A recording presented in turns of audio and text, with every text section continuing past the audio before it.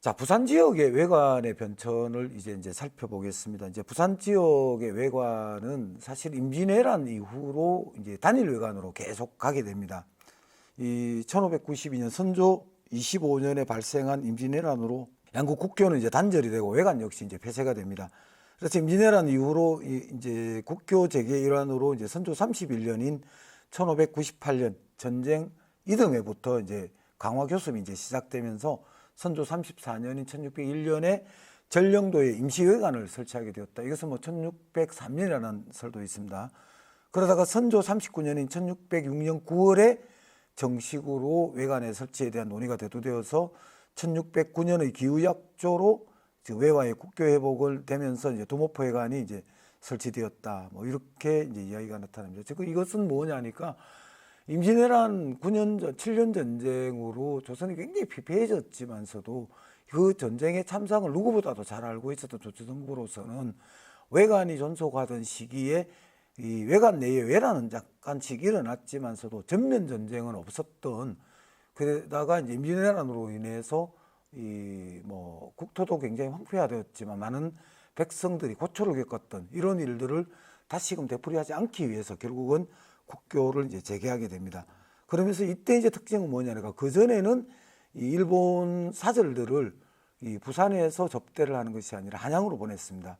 그렇지만 임진왜란으로 인해서 이 왜구들이 이제 한양으로 쳐들어간 길을 살펴보니까 사신들이 갔던 경로를 따라갔다는 것을 알게 되고 임진왜란 이후에는 사절들의 상경을 완전히 금지를 시켜버립니다. 그리고 나서 이 부산에서 이 사절들을 맞이하게 되는, 그래서 부산만의 어떤 단일 외관을 설치하면서 부산포 외관이 가지고 있는 독특한 나름의 어떤 위상을 이제 발휘하게 된다, 이렇게 됩니다. 그래서 조선 후기에 전령도 가외관을 거쳐서 도모포 외관 그리고 초량외관까지 270년간 부산에만 외관이 설치되면서 부산이 대일 관계에 있어서 아주 중요한 국제적 지역으로서 부각이 되었다라고 생각하시면 되겠습니다. 자, 부산포 외관의 변천을 보면은 이제 1407년 태종 7년에 처음으로 외관이 설치되었을 때부터 1872년 고종 9년에 외관의 점령에 이르기까지 4차에 걸친 외관 폐쇄 시기 21년이 있었습니다.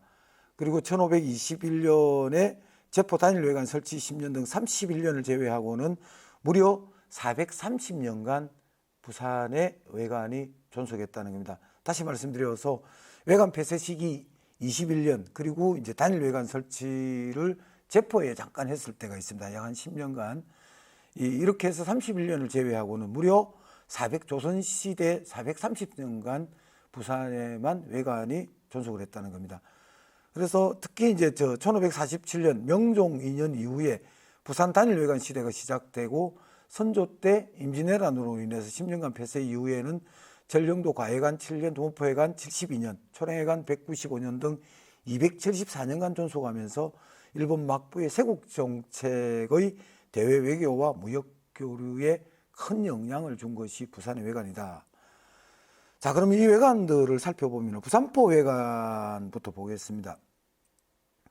태종 7년에 처음 설치되었을 때부터 임진왜란으로 폐쇄될 때까지 185년간 유지되었던 것이 부산포 외관입니다. 물론 이제 3차에 걸쳐서 11년간 일시 폐쇄되기도 했지만 이 부산포 외관은 정확한 기록은 나타나지 않습니다. 다만 이 신숙주가 기록한 해동제국기의 이 동네 부산포 지도라는 목판 지도에 이 외관이 이제 나타나고 있어서 이로써 이 외관의 위치를 오늘날 범일동, 즉 부산 진시장 일원으로 그렇게 지금 추정을 하고 있을 뿐입니다.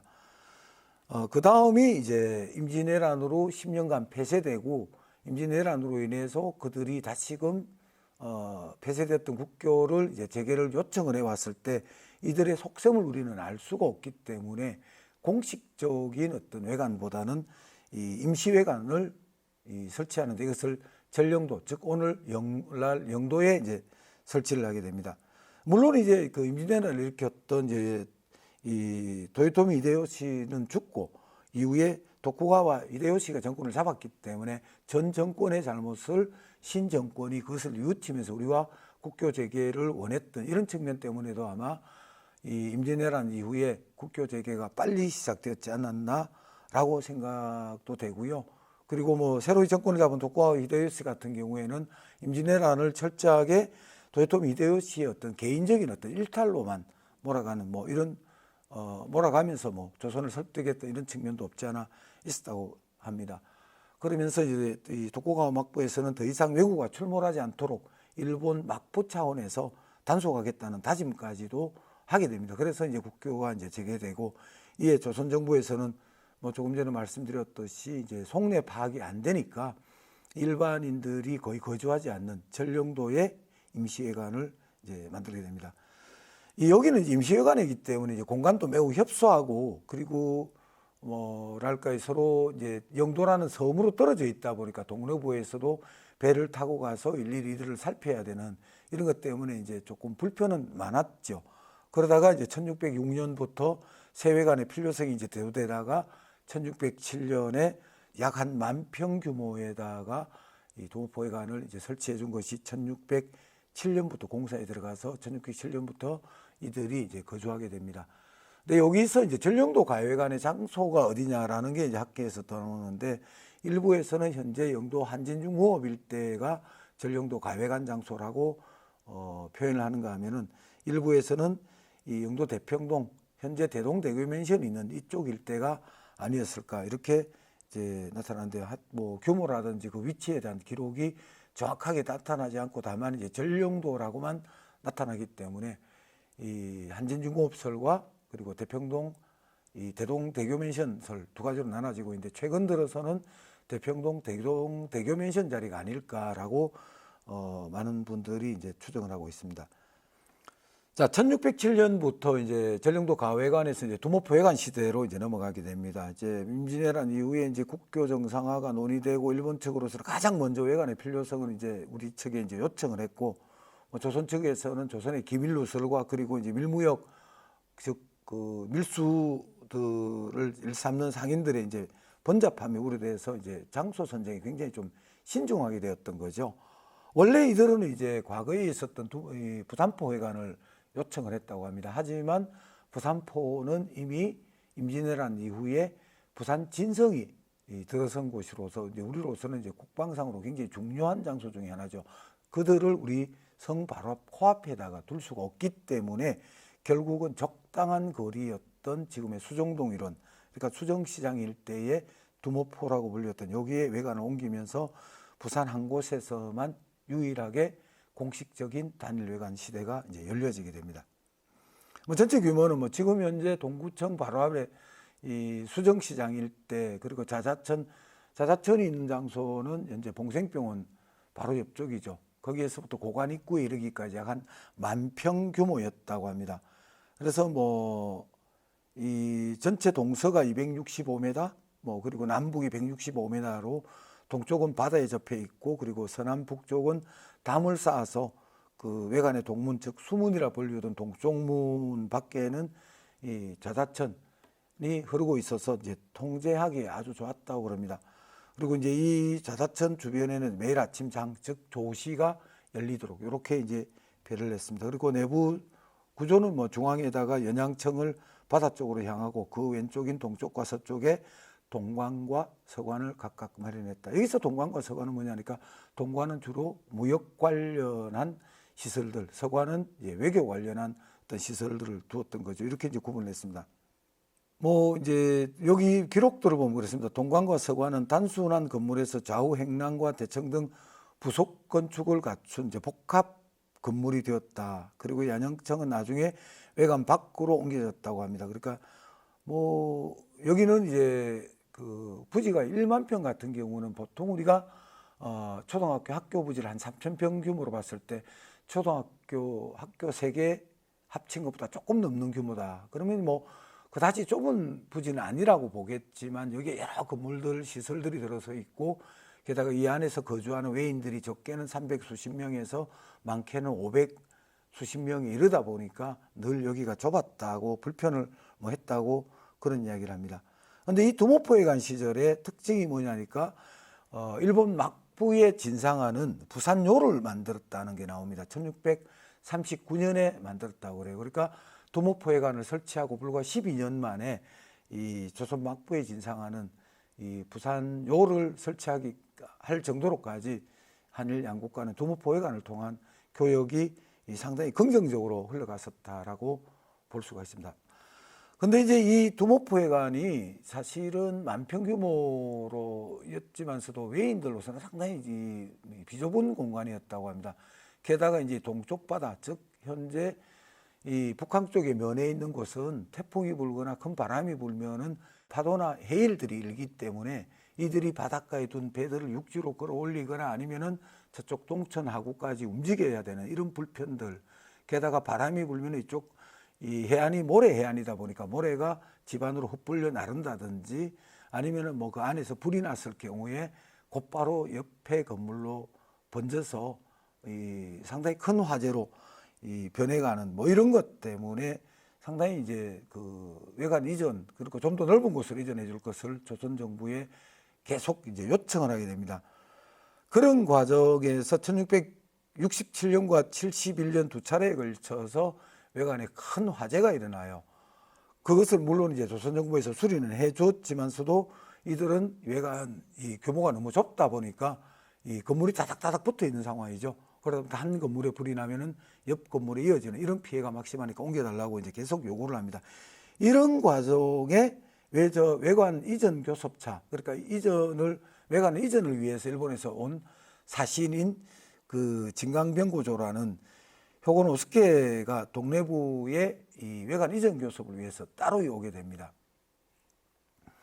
그래서 이분은 이제 그 단순히 어떤 외관 이전 교섭과 관련한 의사만 전달하고 간 게 아니라 동래부에서 농성, 즉 동래부에서 떠나지 아니하고 그래서 결국 이분에게 방을 한 칸 내주고 지내도록 이제 했는데 뭐 어느 날 이 사람이 아침에 자고 일어났는데 시신으로 발견되고 말았습니다. 그래서 이것이 양국 간에 상당한 어떤 문제가 되었었어요. 왜 사절이 와서 이 땅에서 죽었기 때문에.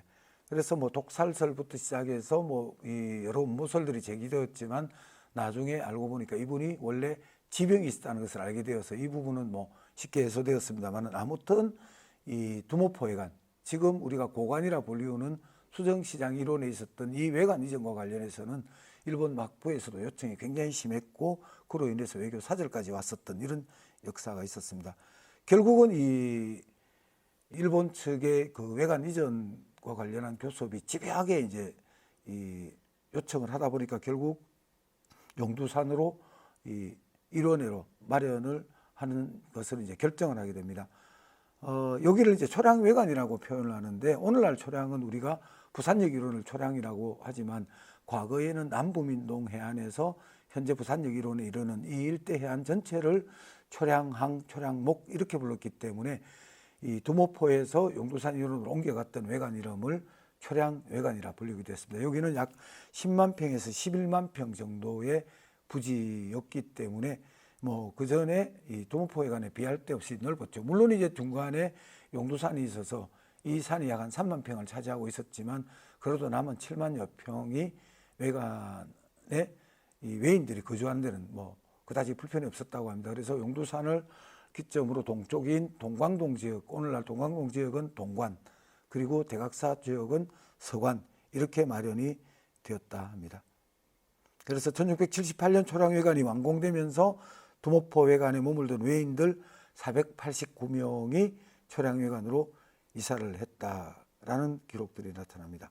지금까지 이제 말씀드렸던 부산 지역의 외관의 변천을 지도로 표현해 보면 이렇습니다. 부산포 외관, 지금 보밀동 시대에 1407년부터 1592년 임진왜란 이전까지 이렇게 나타나고 이것이 임진왜란 이후에 전령도 가외관, 뭐 저는 이제 대평동서를 믿습니다만은 이제 이렇게 있다가 그 다음에 여기 이제 임시회관을 통해서 일본의 진정성을 파악한 조선 정부에서는 이제 두모포회관, 즉 지금 수정동 일원에 1607년부터 1678년까지 무려 72년간 허용을 하게 됩니다. 그런데 여기에서는 사실 두모포회관 시절에는 뭐 물론 이제 뭐 의문의 화재 사건이 발생한다든지 아까 말씀드렸듯이 진강병고의 어떤 외관 이전 교섭을 위해서 동래부에서 농성을 했다든지 뭐 이런 자잘한 사건들 외에는 이 양국 간에 굉장히 순조롭게 진행이 됐었어요.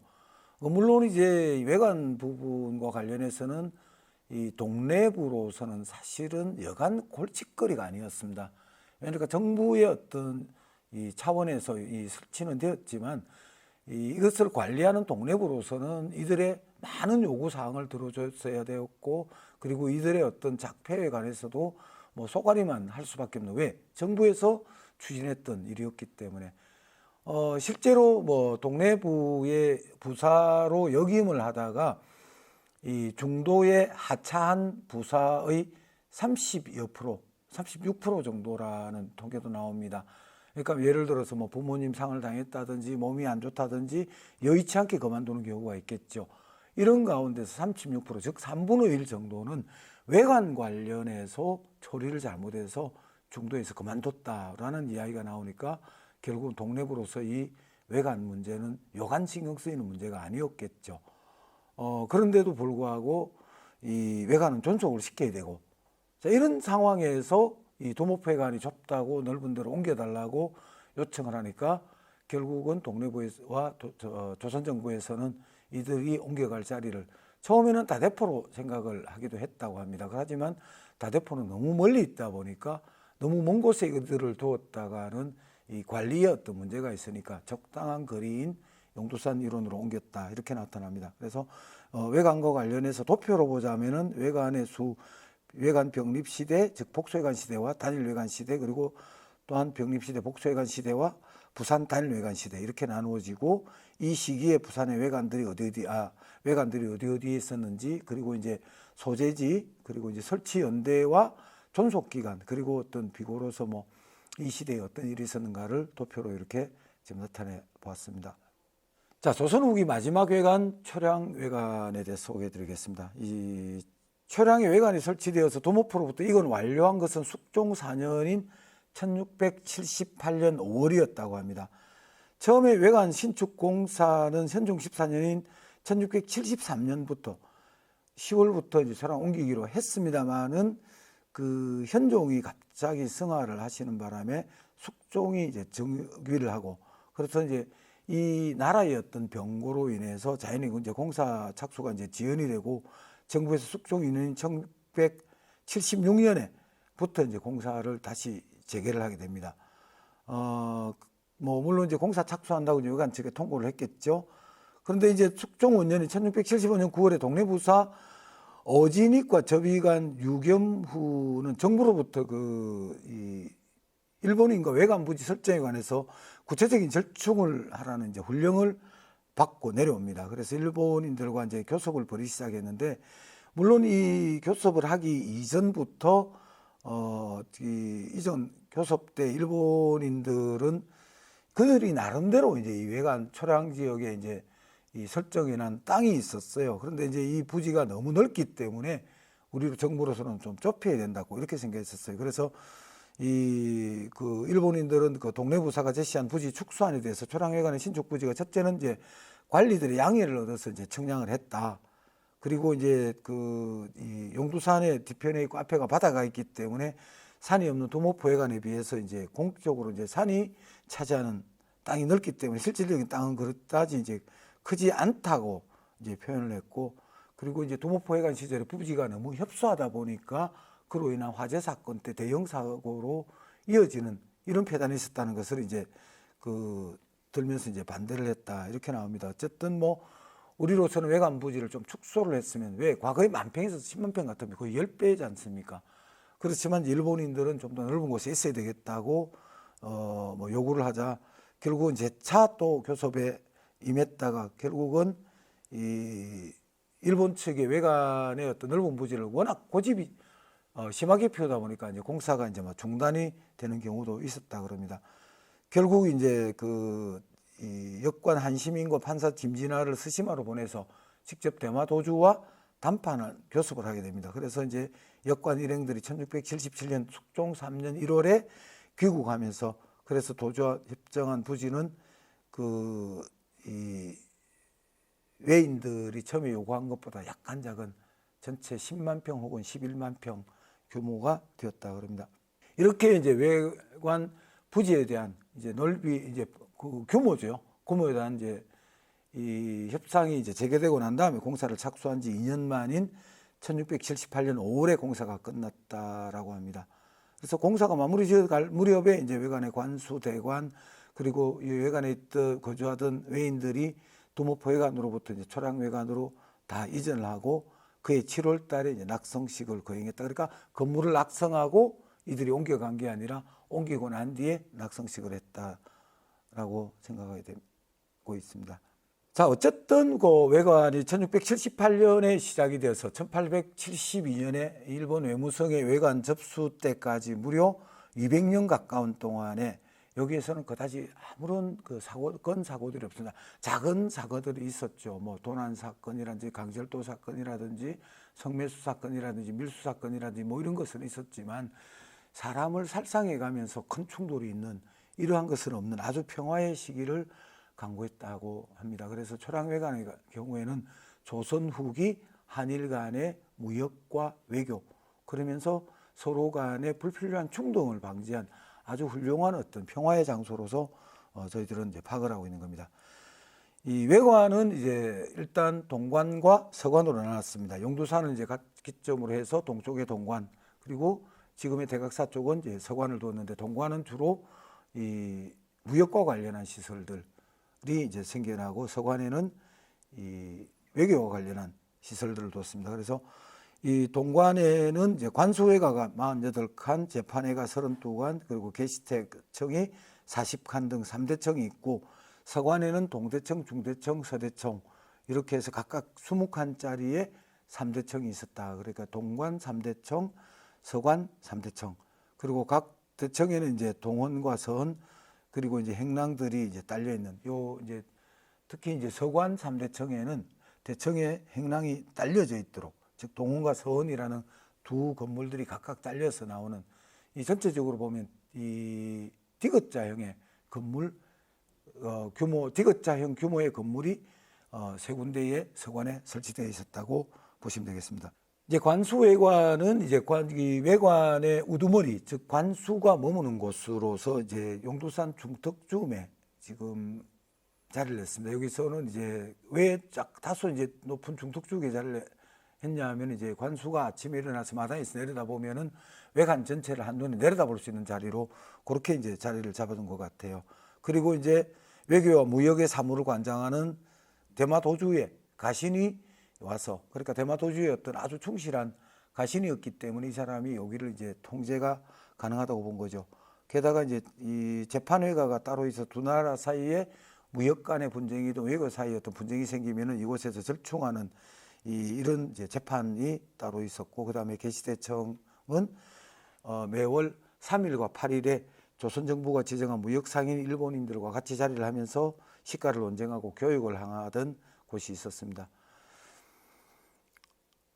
그리고 이제 동관과 서관을 이렇게 지어주고는 25년마다 한 번씩 이제 대감동이라서 건물을 크게 수리를 해줬다고 합니다. 그때마다 소요되는 막대한 비용은 조선 정부가 모두 부담을 하면서 외관을 유지시켰다 그래요. 이제 이외에 외관에 보면 서승회가, 통사회가, 응방공일대관에서 수십 척의 건물들이 절비하게 늘어서 있었고, 이들 건물 모두가 이제 외관 거주 1인들이 자기네들이 필요로 해서 만들었다. 뭐 예를 들어서 뭐 여기에 조포가 두부를 만드는 곳도 있고, 뭐 이 술을 만드는 곳도 있고, 그리고 뭐 어쨌든 이들이 이곳에서 생활하는데 불편함이 없는 시설들을 모두 다 해주었다고 합니다. 그러니까 이게 동관이 보면은 현재 이 대청로, 그러니까 타워호텔 바로 인근에 있었던 그 동해항사에서부터 시작해서 타워호텔의 그 재판회가, 그리고 부산호텔의 응방, 그리고 이제 이 한일 주차장 일대의 재판가, 그리고 그 주변에 이제 대관가에 이르기까지 현재 동광동 부산 데파트 뒤편에서 대청로에 이르는, 그리고 광복동 입구에 이르는 일대가 동관이 있었던 자리였습니다. 초량외관 같은 경우에 어쨌든 우리나라의 그 일본인들을 이제 일시적으로 뭐 이들이 와서 있는 영구 거주는 아니었죠. 뭐 몇십 일에서 몇 개월 정도씩 있다가 갔다 오고 하는 이런 정도, 아니면 뭐 이 주요 직책을 맡은 사람들은 뭐 수십 개월씩 뭐 거주도 했겠죠. 그러다 보니까 이들로부터 이제 우리나라의 어떤 관방시설, 즉 군사시설들이 노출되지 않기 위해서 저희들도 대책을 했겠죠. 그래서 이제 외부에 돌담을 쌓았는데 높이가 6자가 되었다. 그리고 외호, 그리고 바깥에 또한 해자처럼 물길을 따로 만들었던 것. 그리고 복병막이 따로 또 있었습니다. 이것은 뭐냐니까 외관 바깥으로 외인들이 함부로 드나들지 못하도록 단밖에 소위 말하는 요즘의 어떤 초소 같은 것을 이제 마련했다고 그럽니다. 원래는 3군데만 두었던 것을 영조 때에 3군데를 더 마련해서 6군데가 있었는데 이것이 동쪽 제1, 제2 복병막, 서쪽 제1, 제2 복병막, 그리고 남쪽 제1, 제2 복병막이 이렇게 있었습니다. 그리고 외인들이 출입하는 문은 크게 3군데가 있습니다. 수문, 지킬 숫자의 수문과 그리고 물 숫자의 수문, 그리고 북문 이렇게 있었습니다. 외관 내에는. 그래서 일반적인 출입문은 지킬 숫자의 수문을 썼고요. 그리고 이제 이 물 숫자의 수문은 외관 거주 외인들이 사망을 했을 때 이 시신을 내보내던 자리였다. 그런데 이 자리는 현재 광복동 시티스팟에서 그 부평동으로 가는 길에 왼쪽 편에 있는 한일빌딩 자리가 이 물 숫자를 쓰는 수문으로 봅니다. 여기는 이제 뭐 주로 외관 거주 외인들이 사망했을 때 시신이 나가던 문이라 해서 무상문으로 불렸다는 이야기가 나옵니다. 그리고 북자는 북문이 또한 있었습니다. 이것은 이제 서관은 주로 외교 관련한 시설들이 있었는데 여기에서 길 건너편에 담 건너 현재 대청로 건너편에 동일중앙초등학교에 있었던 연향청이 있었어요. 이 연향청은 뭐냐니까 일본에서 즉 스시마에서 우리나라로 오는 외교 사절들이 먼 백길에 힘들게 왔다고 해서 이들을 위해서 조선정부에서 이 하선연, 그러니까 배를 내린 데 대한 기념으로 위로를 베풀었던 이런 연양대청이 있어서 연양대청을 떠나드는 북문이 별따로 있었다 그럽니다. 그리고 이제 설문이라고 따로 있었습니다. 원래는 이제 이 초량회관에 의존할 때는 없었습니다만은 이 대청로 쪽에 인근에 됐던 그 지킬 숫자 수문만으로는 통제가 안 되었었어요. 왜냐하니까 이들이 과거에 수정동에 있었던 두목포회관 일대에 있었던 묘소도 명절되면 가야 했고 게다가 지금 복례초등학교 주변에 있었던 역관청들과의 또 만남 때문에 드나들고 이러다 보니까 이 외관의 단밖에는 나올 수 있는 이제 이들의 기회가 있다 보니까 자연스럽게 조선인들과의 어떤 접촉을 그것도 불필요한 접촉을 하게 되다 보니까 나중에 지금의 초량 상해문 안쪽에 그 따로이 이제 설문이라고 이제 만들어둡니다. 이것은 이제 1710년 숙종 36년에 동래부사 권희진이 와서 이제 이 외관 내부를 살펴보니까 외인들의 작폐라든지 이런 게 보통 심각한 문제가 아니죠. 행패라든지 뭐 교관 사건 이런 문제가 있다 보니까 결국은 이 조선인과의 불필요한 접촉을 피하기 위해서 이 통사구역 일부에 있었던 조선인들 그러니까 신초량촌이라고 구성을 하고 있다는 측면도 표현이 나옵니다만은 이것을 이 설문 밖으로 옮기고 이 설문을 세우고 여기에 조선인 군관이 지키면서 바다 쪽으로 그리고 이제 산 쪽으로 돌담벽을 쌓아 올렸다라고 합니다. 그리고 이제 그 객사가 따로 있었습니다. 이제 외교 사절들인 사신이 왔을 경우에 앞서 말씀드렸듯이 임진왜란 이후에는 이 사신들을 한양으로 보내지를 아니하고 부산에서 모든 이 절차를 다 마쳤습니다. 그러다 보니까 이 사신이 조선 국왕에게 인사를 해야 되는데 한양을 못 가니까 별도로 객사에 마련된 전폐에 절을 올릴 수 있도록 객사를 마련했습니다. 그게 초량객사인데 이 초량객사 자리는 현재 복례초등학교 일대라고 보면 됩니다. 그리고 성신당 비닐은 유원관과 같은 뭐 이 초량외관에 딸린 이 역관들의 거처가 따로 있고 그리고 이제 외관의 관원들로 보면은 이제 접의관들이라고 해서 일본 사신을 연대청이 초대해서 연양을 베풀고 외교 문제를 상의하던 접의관이 있고 그 다음에 이 훈도와 별차가 따로 있어서 이분들은 이제 통역 부분들을 맡아서 하던 분들이 있었고 그 다음에 문정관이라 그래서 이 부산으로 건너는 모든 일본 선박의 검문 검색을 하는 게다가 또 우리나라로 표류해오는 외인들의 대한 어떤 조사라든지 아니면 구호를 위해서 또 보내는 관원들이 문정관으로 별도로 또 있었고, 그리고 이제 통사로서는 이제 훈도와 별차에 딸린 외학생도, 즉 일본어로 공부를 하는 학생들이 있었어요. 왜냐하니까 이 통역을 하기 위한 공부를 내부적으로 했기 때문에. 그래서 정원에는 뭐 시대에 따라 다르긴 했지만서 영조 때는 무려 30명에 이르는 통사들이 따로 있었다라고 그럽니다. 통사도 뭐 여러 구분들이 또한 있습니다. 그리고 이제 수문, 설문, 복병막과 이런 곳에 이제 이 배치되어서 외인들의 무단 출입을 막는 이런 군사도 있었고요. 그다음에 훈도와 별차와 같은 그 사역원에서, 중앙의 사역원에서 파견된 통역관과 외교 및 무역 등 동래부와 외관 일본인 사이에 교섭을 주도하던 이런 실무 책임자들도 있었고, 그리고 이제 소통사는 통사나 훈도, 별차 아래에서 훈련을 받고 있는 그 하급 그 통역 관리들이 약 한 40명 가까이 또 한 있었다고 그럽니다. 그 외에 이제 뭐 수문장이라든지 뭐 이런 직책들, 뭐 대관이라든지 통사, 비선두, 문서성 뭐 이런 여러 그 외관의 그 직책들이 있었고요. 이런 가운데서 외관에서도 여러 가지 사건들이 또 발생하게 됩니다. 그 가운데서 가장 큰 사건들이 밀무역, 즉 잠상과 관련한 이 사건들입니다. 그러니까 우리는 공식적으로 그 무역이 되는 것 외에는 이 일본에 함부로 모든 것을 내주지를 않았다는 거죠. 말씀드리자면 아까도 앞서도 말씀드렸듯이 외관은 이 어떤 조선 정부의 어떤 강인한 전쟁을 막기 위하고 양국 간의 불필요한 마찰을 막기 위해서 조선 정부의 강력한 어떤 의지로서 성립을 했던 곳이고, 이것을 통제하는 정책 역시도 조선 정부에서 상당히 막강한 이 위세로서 관리를 해왔었습니다. 특히 이제 예를 들면서 뭐 우리나라에서 나는 고유 인삼의 경우에는 당시 이제 교육품 가운데서 아주 중요한 것을 차지했기 때문에 생삼이라든지 아니면 인삼 씨앗들을 일본인들에게 못 보내도록 했던 거죠. 그러다 보니까 일본인들은 이제 인삼이 당시는 교육품으로서는 상당히 값어치가 있는 것이다 보니까 이것을 밀무역을 하기 위해서 몰래 가져가기 위해서 노력을 굉장히 하게 되는 이런 뭐 기록들도 나오게 됩니다.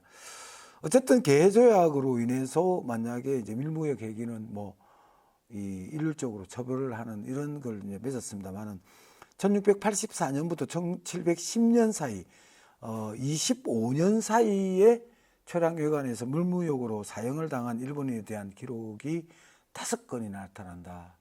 즉 밀무역을 하다가 걸리면은 사형을 당했던 이런 기록이 있을 정도로까지 밀무역과 관련해서는 상당히 통제를 심하게 했다는 거죠.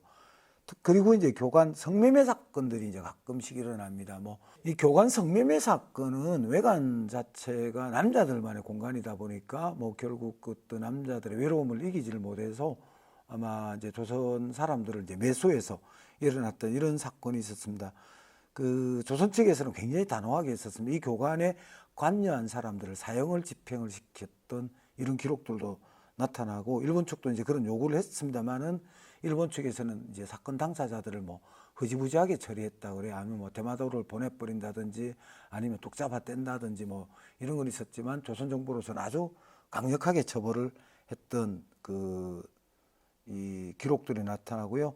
신묘약조 이후로는 뭐 교관 사건이 거의 눈에 띄지 않을 정도로까지 약했다라는 이야기도 나옵니다. 그리고 외관 내에서 일어나는 뭐 도난 사건들 때문에 양국 간에 약간 불필요한 마찰들이 있었던 것도 기록에 나타나고, 그다음에 외관에서 뭐니 해도 호랑이 떼치 사건이 한번 일어납니다. 즉 1771년 3월 23일 오전 10시경에 지금의 광복로 로얄 호텔 인근에 있었던 부산요 주변에 호랑이 2마리가 나타나서 이 외관에 거주하던 외인들이 총과 창으로 이를 잡았다는 기록이 나타나고요. 도자기 태토 사건도 이제 상당한 그 외관에서 일반적으로 생각하면 뭐 그냥 웃고 넘길 사건이지만서도 일본 막부에 진상해야 되는 도자기를 부산요에서 굽다 보니까 우리로서는 이 흙이 아무 흙으로서 도자기를 만드는 것이 아니라 멀리 마산 그 위쪽 진동 사천 이쪽 지역으로 가야만이 이 도자기를 굽는 흙들이 나타났기 때문에 이것을 배급하는 것이 굉장히 이제 동래부로서는 고역이었죠. 그러다 보니까 이 부산요에서 도자기를 굽는 외인이 흙이 제때 오지 않는다는 이유로 자기 자신의 그 압박감을 받아서 자결을 한 사건도 뭐 있었다 이렇게 나타납니다. 아무튼 초량회관과 관련해서는 지금 현재 중구 동광동, 광복동, 신창동, 상선동 일대의 지도로 표기하자면은 이렇게 나타납니다. 현재 서관 3대청이 자리하던 곳이 이 가운데서 참파사 대청이 있었던 자리에 현재 대각사가 들어서 있고요. 부산요가 있었던 터에 광복로의 옛 로얄 호텔 주변이 있고요. 그 다음에 관수가 입구 주변은 길이 그 당시와 거의 비슷한 형태로 그대로 남아 있습니다. 그리고 대광과 자리도 동광동과 광복동 입구에 골목으로 남아 있고, 그리고 연양대청이 있었던 광일초등학교, 그리고 재판가 터였던 타워호텔, 그리고 개시대청 터였던 이 한일주차장 자리, 그리고 이제 선창주차장, 선창으로 추정되는 터는 최근에 이제 건물이 지어졌습니다만은 아무튼 초량회관과 관련한 옛 흔적들이 큰 단위로서 건물이 들어서 있거나 아니면 흔적들을 볼 수 있다는 것입니다. 외관 관련한 각종 사건과 관련한 그리고 이제 이 사건이 벌어지게 하면은 또 폐쇄하고 다시 재개할 때는 어떤 조약을 또 맺고 이런 과정들이 여러 번 있었습니다. 그것을 따로 한번 정리를 해봤습니다. 먼저 이 대마도 정벌입니다. 그리고 개해약조에 관한 설명 간단하게 넣었고요. 그다음에 사량진 외변은 어떻게 일어나고 어떻게 이것을 수습을 했던가. 그리고 이제 산포회란이 일어나게 된 이 상황들, 그리고 그로 인해서 다시 재개할 때에 양국 간에 맺은 임신약조, 그리고 또다시 이제 그 을묘 외변과 관련해 가지고 있었던 상황들, 그리고 이제 이로 인해서 다시 또 재개할 때 맺었던 기후약조, 그리고 두모포회관 이전 때문에 왔던 진강병고의 죽음과 관련한 내용, 그리고 약조제 찰비. 이것은 이제 이 1683년에 그 통신사로 일본에 갔던 윤지환이 이제 대마도주와 외관에서 발생하는 문제 처리를 놓고 이제 체결한 이 내용입니다.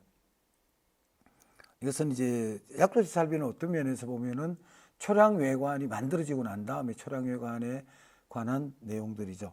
그리고 이제 외관으로 인해서 이 신초량촌이 형성이 되는, 아까도 말씀드렸듯이 과거 남북민동에서 지금 초량이 이루는 이루원 전체를 초량이라 불렀던 것이 나중에 외관으로 인해서 지금의 초량 지역에 신초량촌이 형성되는 이런 역사들이 있었습니다.